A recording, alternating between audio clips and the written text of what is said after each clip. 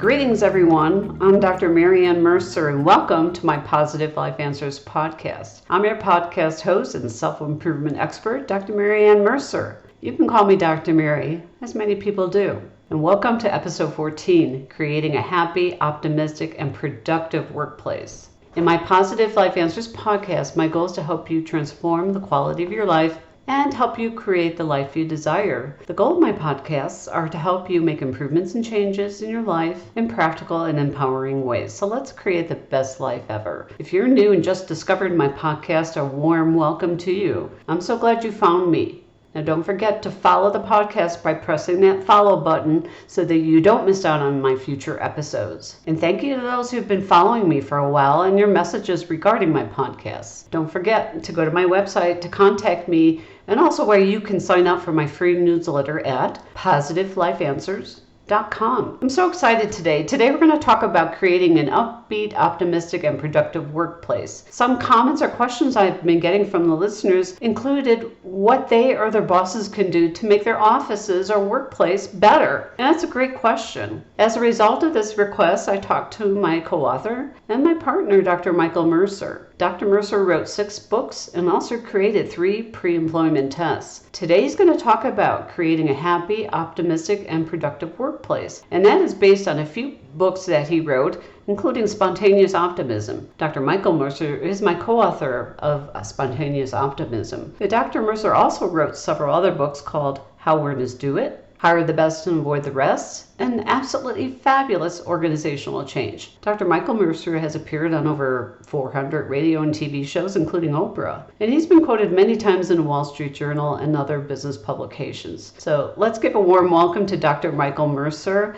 I can't wait to see what you have to say about creating optimism in the workplace. So welcome, Dr. Mike. Well, thank you very much for inviting me, and I'm looking forward to helping everybody listening to this. Great. What can we say about, a lot of the listeners talk about, they're practicing the optimism habits at home and in personal life, and then they get to work and they're surrounded by energy drainers, emotional vampires, or maybe even bosses that are a little bit pessimistic. What can you say about that? OMG. Okay, let me give you a little bit of background very quickly. An optimist focuses on solutions, a pessimist focuses on problems. Here's the key, folks, everyone listening, everyone here, listen carefully. The key is you are the role model. Let me repeat that. You are the role model. If there's any message, overall message from today's whole podcast, it's you are the role model. You're the role model for being optimistic, focusing on solutions, and not being pessimistic, focusing on problems. And you're the role model that when people do start focusing on problems or wallowing in pity and all sorts of horrible things they come up with, you're the role model who says, I understand that's a problem, and what is the possible solution? I understand that you view that as a problem, and what is your possible solution? So get people to switch, improve, to instead of focusing on problems, focus on solutions. I understand you feel that's a problem. Now what's your possible solution? And get people focused on solutions. You'll be a fabulous role model. Great, you could be a role model for your manager or boss as well. That's right, yeah. I work with corporations, I work with executives, managers, leaders, and the staff also. And the key is one of the keys when I work with them is they need to focus on being optimistic, upbeat role models. Great. Can you give us a little more specifics as to what people can do in the workplace to create an atmosphere that's just more upbeat and productive? Okay, great. Yeah. First off, I'll give you some tips. First off, number one, look people in the eye. That's very positive when you look people in the eye. It's so often somebody talks to you and they're kind of looking to the side, at your forehead, at your mouth. Look people in the eye. When you look somebody in the eye, it catches their attention. Look people in the eye, it catches their attention. It's like, OMG, oh my gosh, so this person's really, really looking at me. And when you look somebody in the eye, you give the impression you really care, and that's important. That's great because it creates that connection together. Yeah, absolutely. Second, smile at a lot of people. Even if you're just walking down the corridor at work or if you're in a store or shopping mall, smile at a lot of people. That makes people feel good. Look them in the eye and then smile at them. And then another tip after that is say hello to a lot of people. That works real well. People love that. If you're in the workplace, say hello to people you see in the corridor. Even if you've seen them 10 times that day, look them in the eye, smile, and say hello. And if you're outside in some other place, if you're in a store or you're doing other things, look people in the eye, smile, and say hello to them. I can give you an example of this. Yeah, do you have a story about that, Dr. Mike? Yeah, I'm going to show you how powerful this is. One morning, I was in Neiman Marcus, or a lot of people call that store Needless Markup. It's a very expensive department store, very expensive, with very, very nice products there. I was in Needless Markup, Neiman Marcus, and 3 people came up to me and asked me for help and advice about to find products, and a couple of them said to me, would you please help me choose something nice for myself? Finally, the first one I thought maybe he just wanted to ask me. The second and third, I said to them, why are you asking me? And they said, oh, you look like you're in charge. You look like you're a leader here. Uh-huh. I said, really? I'm not. I don't even work here. And they both were surprised. I think what I did is when I passed them in this department store, Neiman Marcus, I looked them in the eye, I smiled, and I said hello. I was not even dressed fancy. I was dressed very casually. Well, that same day in the afternoon, okay, the morning I was in Neiman Marcus. In the afternoon, I went to Walmart, a very different type of store, with a different type of clientele. 4 people at Walmart came up to me and asked me for help. Finally, the second, third, and fourth ones, I said, why are you asking me? They said, oh, you're a manager here, right? Oh, you're in charge of this department, right? Well, I wasn't. I was just walking around Walmart, and when I saw these people, I looked them in the eye, I smiled at them, and I said hello. I was not even dressed fancy. I still was dressed rather casually, just like at Neiman Marcus, but they figured I was a leader. So this is something that catches people's attention. That's a good point. These are behaviors of people who are confident, and people assume that, wow, you're confident the way you're carrying yourself, so I'm attracted to that, and I'll ask you because you seem to be a leader. So yes. That's great. So the listeners can practice that and become leaders as well. You seem like somebody who is the role model. Okay, I'll give you some more tips. Also, when you're talking to somebody and you say their name 2 or more times in each conversation.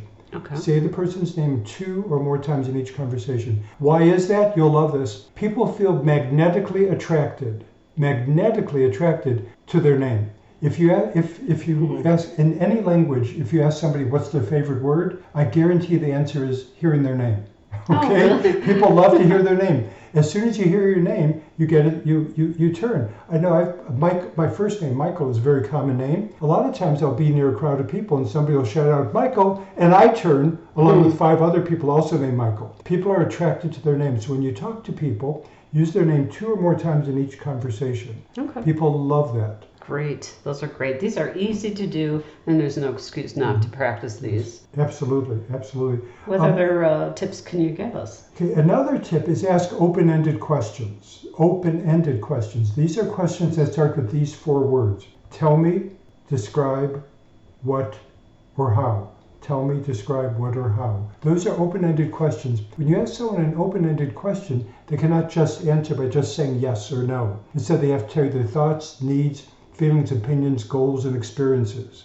Can you give us a little more specific examples of that? Yeah, you might say to somebody who's been listening to your podcast, tell me a few things you've gotten from Dr. Mary's podcast that have helped you in your personal life or helped you in your occupation. So you can do that. And Dr. Mary, let me ask you a question. Yes, let's practice that here. So tell me, describe, what or how. What are some of the things you like about doing your podcasts? And this is an open-ended question, yes. It feels like to me. Starts with what?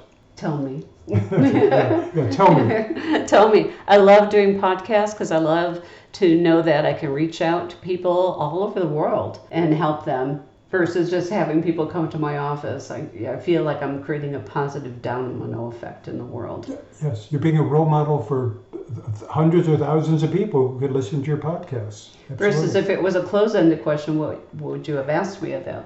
Do you like doing your podcast? Yeah.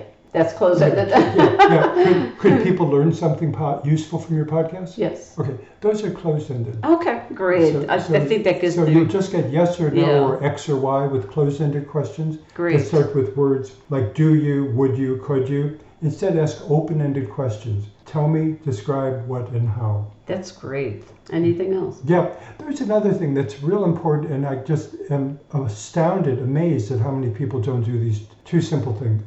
Use these 2 simple wordings. Often say please and thank you. I just amazed people say pick up that book or go do this project. No, say please pick up the book. Please do this project and finish by 5 p.m. or whatever it might be. And then when they finish doing something, say thank you. How do you feel if somebody says to you, pick up the book? you feel, oh my God, the person's bossing me around. Yeah, it Someone feels says, do this. pushy or Yeah. bossy. Yeah. At work or a colleague, you might say, do this project, finish by 5 p.m. You feel like you're being bossed around. Instead, say, please do this project and please finish by 5 p.m. I'd really appreciate it. And then when they finish, say thank you. People feel horrible if you don't say thank you to them. They've worked, they've done something, they've expended their own energy, and they don't get a thank you. That's downright insulting and rude and obnoxious. So always say please and thank you. These are great tips. I love this. It's easy to do. And other people will start learning just from your actions and behavior. And some of these tips are in your book, How Winners Do It, High Impact People Skills for Your Career Success. So if anyone's interested in learning a little more detail about those tips, please go to the website positivelifeanswers.com and look at the online store. And you'll see Dr. Mercer's book, How Winners Do It, that talks about some of these things and others that we're not covering today so far in this podcast. Yeah, that's my first book, How Winners Do It, subtitle High Impact People Skills for Your Success. Right. And there's just so many useful skills you can use from that book. It's very practical. And when I give speeches on it, people find it very enjoyable also. You recently gave a speech on these topics, and I happened to be in the audience that day. And it was just amazing how people walked away, and when we interviewed them on the way out, they said, I never thought of that. I'm going to say hello to people. I'm going to stop using the word try. And these executives were so excited to take that back to their companies, to their managers and other executives after hearing your speech last week. Yeah, that's a keynote speech I give. I also give it as a training workshop or a keynote speech based on 3 different books that I wrote. And I call it Creating a Happy, Optimistic, and Productive Workplace. Creating a happy, optimistic, and productive workplace. And the techniques I'm telling you now and the other things I present in that when I do that speech or workshop, immediately useful. You can use it in your career, your work. You can also use them in your personal life. Yes, and I was excited to hear that these leaders in these companies, and some of these were huge companies, that they're excited to teach their other executives and managers in order to create a workplace that's more productive, optimistic, and happier. And that's great for people who have their own companies in terms of creating an atmosphere in their workplace, that people enjoy being around. Mm-hmm. Yep, absolutely. It's amazing. A lot of the people in the audience, a lot of them were leaders and executives, some owners, a lot of them were quite well to do. They had done very well in their businesses. They said things like, gee, when I go back, I'm going to start saying please and thank you to my employees when I have them do something. Shows appreciation. Yeah, I'm going to look them in the eye. When I walk down the corridor, even though I'm a big shot, a manager, executive, or owner of the company, I'm going to look people in the eye, say hello to them, and you just call them by name. People love that. And those are simple, quick things you can do to be a great role model. Yeah, these tips not only help the employees or even your coworkers, if you practice that yourselves, makes you happier and upbeat. And that shows a lot of appreciation and gives good morale to the workplace. Yeah, you're being a great role model. Great. What other tips that you have that we haven't covered yet that you would like to target right now? Yeah, I think I have some that people are going to find very fun and very immediately useful. Specifically, there are some very common phrases you hear every day, every week at least, common phrases that you must not use. And I'd like to tell the listeners. These are in the workplace, in your office, even at home, right? In the workplace and in your personal life, both. So here's one of them. This is a phrase you hear quite often, have a good day. What? It's going to fall down from the sky? Have a good day, you're going to have it? No, don't say that. Instead say, be a good role model. Say, make a good day. Oh, so that's more empowering. Yeah, so it's very passive to tell somebody, have a good day. Well, that's like passively, they're sitting there and out from the sky will fall a good day right on them. Well, that's very passive. Instead, you're giving them power. You're empowering them. Make it a good day. And that's what this podcast is about, giving the listeners a feeling of control over their lives. Exactly. And doing that empowers them, and then they create that beautiful domino effect that you're looking for in their lives or at work. Exactly. And I don't gamble, but I'm willing to bet a lot of money. I'd be willing to bet most people have never been told, make a good day. They've heard the phrase, have a good day, 10,000 times, but most people have never heard, make it a good day, or make today a good day for yourself. So that's wonderful. So teach people they have control and that you respect they have control. Make it a good day. Wonderful. Give us some more examples. Yeah, here's another one. delete the word try, T-R-Y, delete the word try from your vocabulary. If someone says to you, well, I'll try to finish that project by Friday, you know they may or may not do it. Instead, if someone says try, I'll try to finish that project by Friday, say, no, please, I really do not want you to try at all. I want you really to finish that project on Friday, please. Yeah, anytime I hear the person say, either even in a personal relationship or a friendship, when somebody says, oh, I'll try to make it tomorrow night, I just know when I hear the word try, my heart sinks because I know they're not going to do it. Yeah, absolutely. Yeah. So delete the word try from your vocabulary. And if somebody you're working with, or a colleague or coworker, or even your personal life, they say, they say to you, well, I'll try to do X, Y, Z. Say to them, oh, please do not try. I appreciate if you would not try. Please don't try. Okay. Actually do it. I appreciate it. Thank you very much. And and a lot of people, it's an eye opener. You look at them, literally their eyes get wide open, and they say to themselves, OMG, oh my gosh, I never thought about it. Yeah, trying is different than doing. So get people to actually do things, not try. Here's another one. I hate this phrase. You hear it all the time nowadays. I just think it's disgusting. You see somebody who you know or you don't know even, they'll say to you automatically, how you doing? How you doing? How are you? Hi, how are you? How you doing? They don't give a darn. Let me give you an example. Unfortunately, I was in a car accident. Somebody smashed into my car, totally destroyed it. When I finally saw it, I could barely recognize the car. Yes. It was really bad. I was in horrible pain. One day I went to see a chiropractor to help get rid of the pain. And afterwards I went to a food store. And I was getting food. I was standing in line at the cashier. And I was the next in line, and the cashier looked at me. There were like 4 or 5 people behind me in the cashier line. And the cashier said to me, how you doing? And I started telling the cashier, somebody smashed into my car. It was absolutely horrible. The car was totally destroyed. I'm in terrible pain. In fact, I'm in such pain, I just went to a chiropractor. And even now, standing in line in your food store, I'm in pain. Wow. And the cashier looked at me and said, why are you telling me these things? And I said, you asked me. Wow. And a person, 2 people behind me in line, spoke up and said, yeah, you asked him, he's telling you. Yeah. So that's so sad. If you don't want to hear how somebody is, don't ask them that. Don't ask them. Ask. Yeah, instead of saying, how are you? You don't care. If you do care, say, oh, what's one thing you're going to look forward to doing today? Or what's one thing you enjoy doing today? Oh, what's something you feel thankful for today? So, I like that. So ask a specific question. Don't ask this nonsense. How you doing? Hi, how are you? You don't care. You realize you don't care. And everyone in the world realizes you don't give a darn. Yeah, there's many times when somebody asks, how you doing? And in the middle of answering them, they start talking to somebody else or they turn away. Yeah. It's like, don't be one of those people who gives off those kind of bad vibes. Mm-hmm. This podcast is about making good vibrations, making good relationships in your life. So these are simple and easy ways to make the other person feel connected to you. Make them feel like they want to be around you. Mm-hmm. Yep, absolutely. And going back to what I started with, you're a good role model. Right. A lot of people have never had people talk to them as nicely as we're talking about right now. Just use these techniques you're learning today. Another phrase to quit saying is no problem.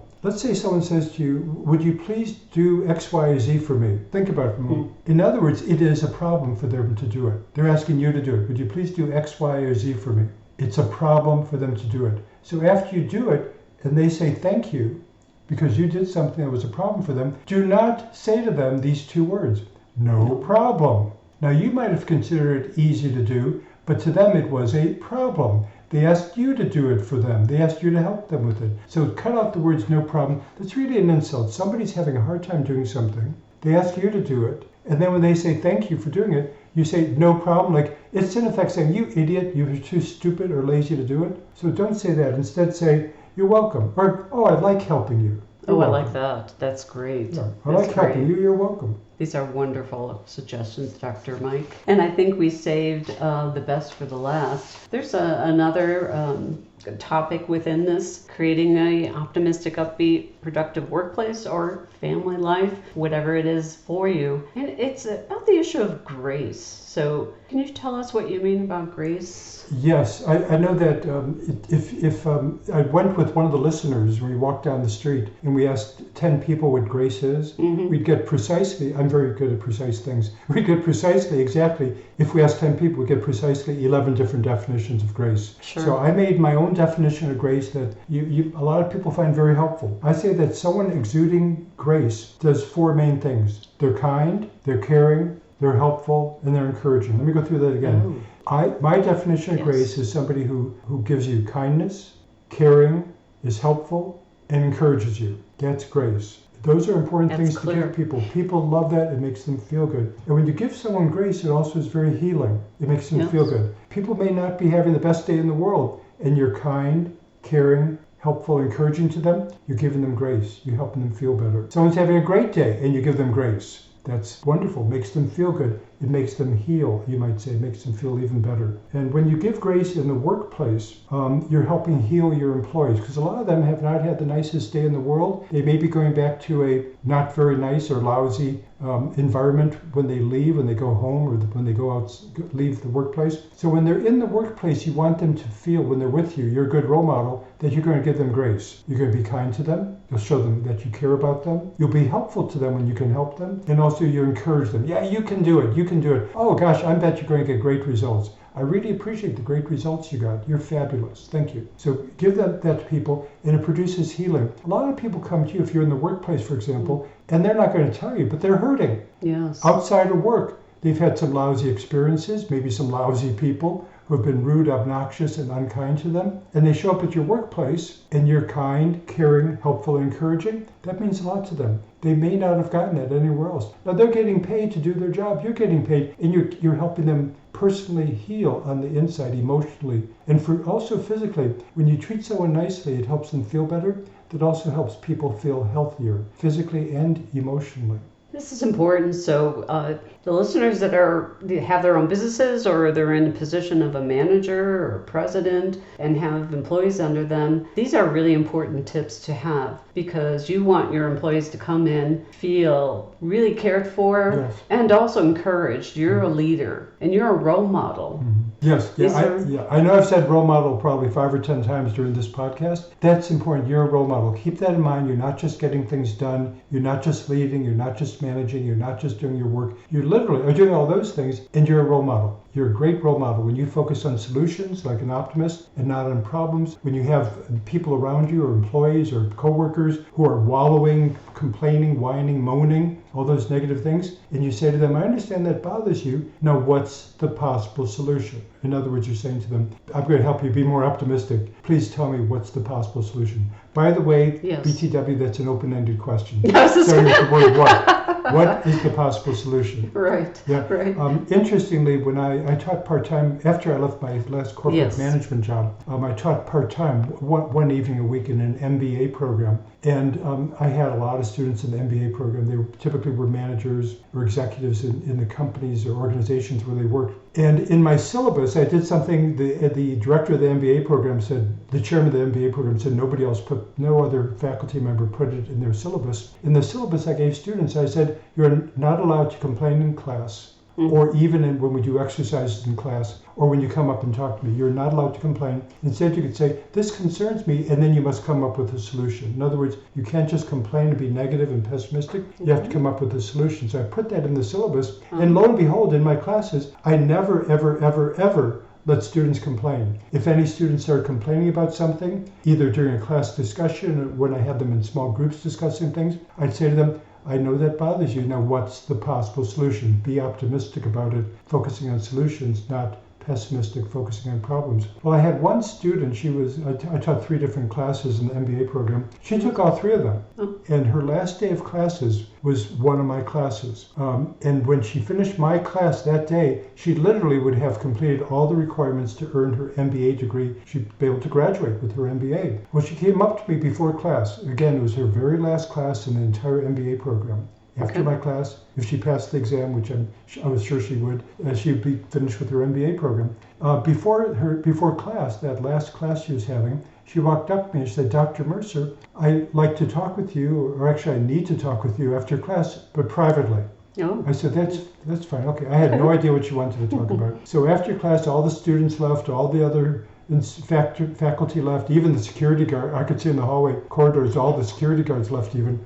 She and I were the only people left on the floor and in the building probably. And she sat down in front of me and she looked at me and she was real quiet, probably for 2 or 3 minutes. It felt like 2-3 hours. She was so quiet. And I have to describe her to you. She was actually an officer in the military. She was in special forces and she looked really rough and tough.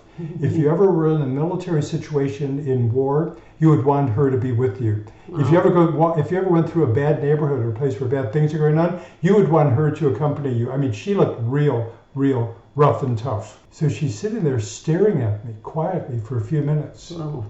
And finally, she opened up her mouth. I thought she was going to say something. She didn't. This really rough, tough woman who was an officer in the military, she burst into tears. Oh, I thought, OMG, oh my God, did I say something? I was thinking I didn't say anything negative. I've been nice all day in the class and to her. I thought, why is she crying? Finally, it took her 3, 4, 5 minutes before she stopped crying. And she said, Dr. Mercer, at the beginning of this last semester, somebody shot and killed my husband. Oh my gosh. She said, I was horribly depressed. She said, I thought of killing myself.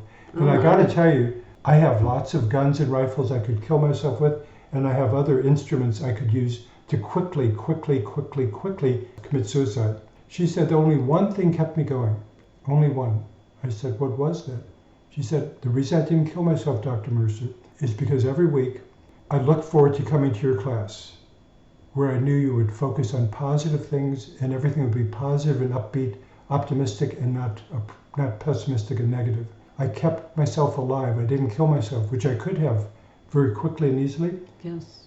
Because every single week since my husband was shot and killed, I looked forward to exactly one thing. That was coming to your positive, upbeat class. Oh my gosh, I have a lump in my throat. That is such an inspiring story. Yeah.